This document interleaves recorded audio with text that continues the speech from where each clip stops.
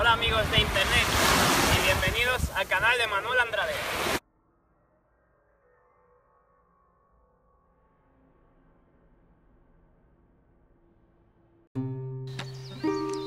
¿Qué tal amigos? Bienvenidos a un video más de Tiro con Arco Tradicional.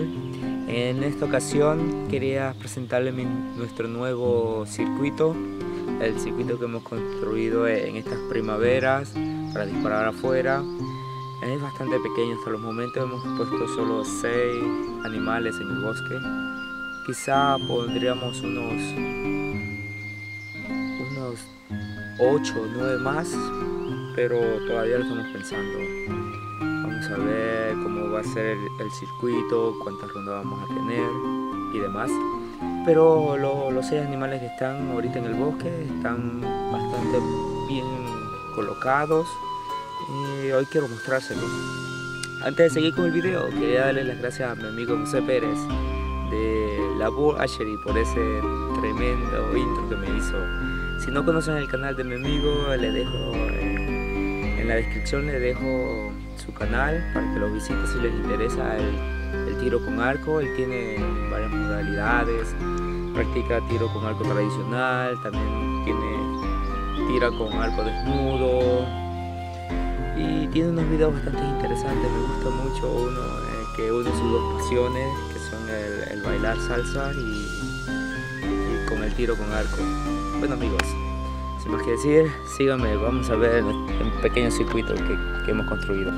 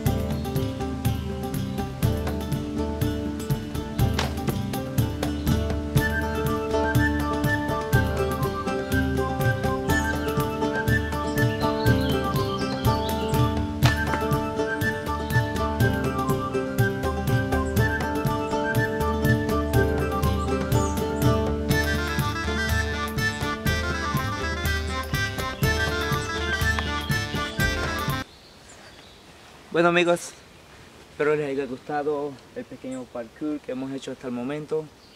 Es bastante pequeño, ¿no? Pero pensamos en hacerlo más grande. Bueno amigos, si les gustó el video no olviden darle manito arriba, eso me ayudaría muchísimo, me motivaría a seguir haciendo estos videos.